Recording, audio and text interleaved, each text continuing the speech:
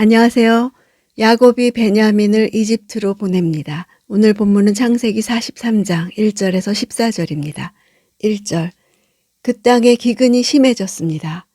심해졌다는 단어는 맹렬한, 무거운, 비통한이란 뜻을 지녔습니다.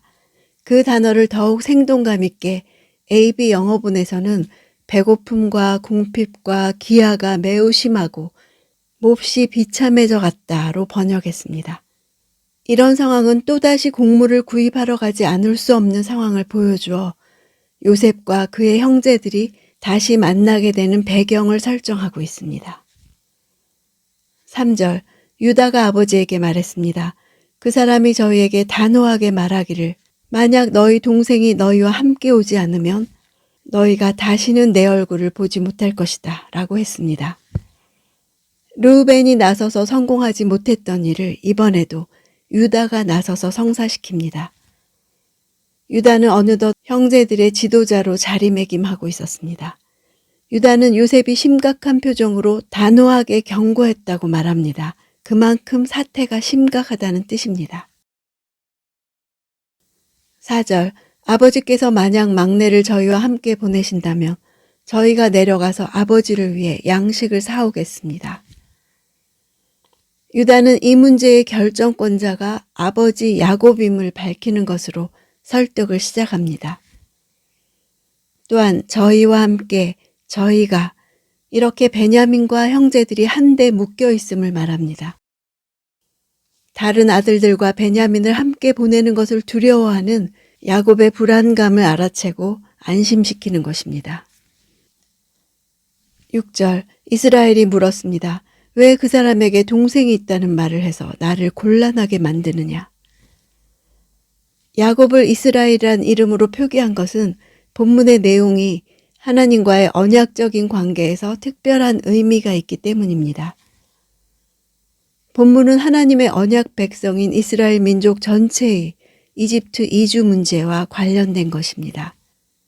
구속사에 있어서 하나의 전기가 되는 중요성을 지닙니다. 야곱 가문의 이집트 이주가 인간 야곱의 계획에 의해 실행된 것이 아니라 언약을 이루어 나가시는 하나님의 거룩한 섭리 아래서 이스라엘의 순종으로 이루어진다는 사실을 강조하기 위해서입니다. 8절, 유다가 아버지 이스라엘에게 말했습니다. 이 아이를 우리와 함께 보내십시오. 그러면 우리가 당장 가겠습니다. 그래야 우리도 아버지도 우리 자식들도 죽지 않고 살 것입니다. 아이라는 단어는 어린아이, 소년, 청년으로 번역되는 단어입니다. 유년기에서 청년기에 이르는 사람을 일컫는 명칭입니다. 당시 베냐민은 아이가 아니었습니다. 막내이지만 장성한 자였습니다. 유다는 형이 아닌 아버지의 입장에서 말한 것입니다.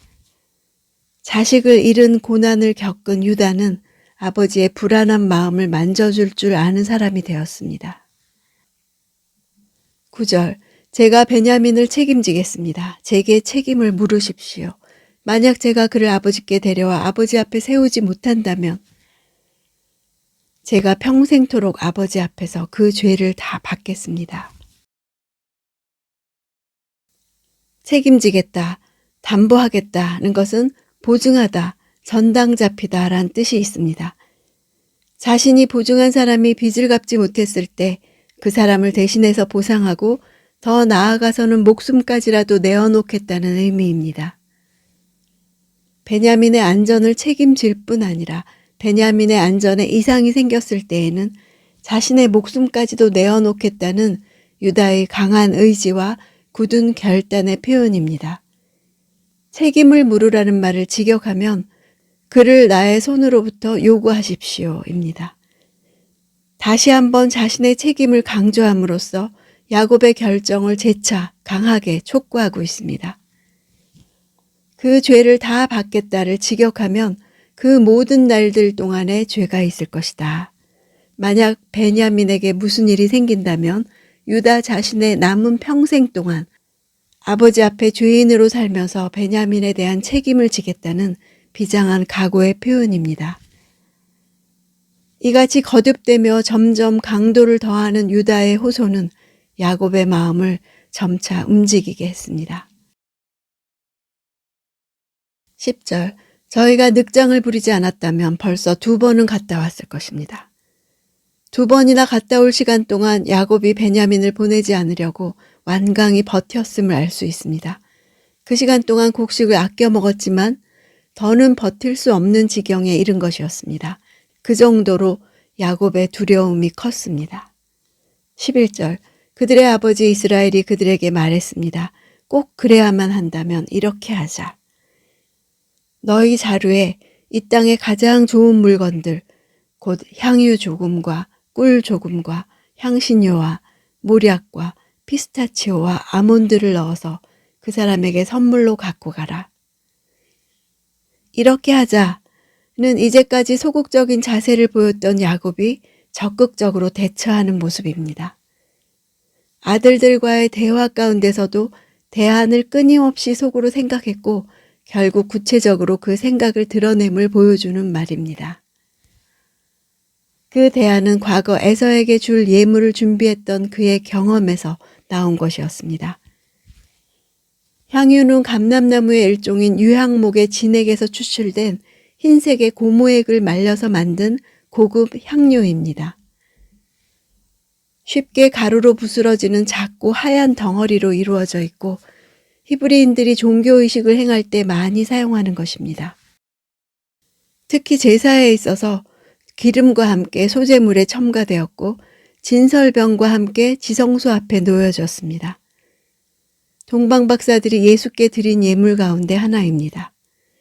꿀은 벌을 통해 얻어진 것이 아니라 대추야자나 포도열매에서 즙을 내어 졸인 진한 시럽이나 술을 가리킵니다. 오늘날에도 헤브론 지방의 주산물입니다. 이것은 가뭄이 들었을 때 더 뛰어난 맛을 냅니다. 요셉의 형제들은 이스마엘 대상들에게서 돈을 받았는데 이제 그들은 다시 이집트로 돈을 가지고 갑니다. 유다는 야곱의 마음을 깊이 이해했습니다. 자신도 자식을 잃은 상한 심령을 경험했기 때문입니다.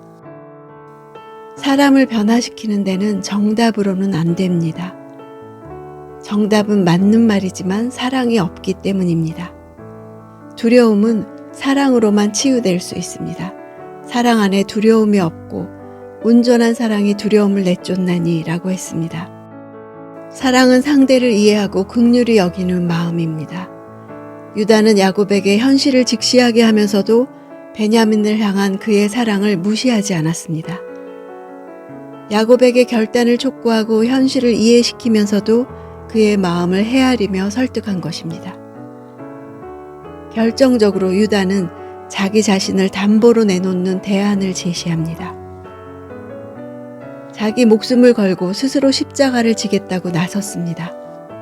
그가 자기 목숨을 건 것은 야곱이 베냐민에게 목숨을 걸고 있음을 알기 때문이었습니다. 야곱만큼 베냐민을 보호하겠다는 각오를 보이지 않으면 베냐민을 데려갈 수 없습니다. 이렇게 해서 유다는 하나님의 계획이 추진되는데 통로가 되었습니다. 오늘 나를 통해서도 하나님의 계획이 이루어지기를 소망합니다.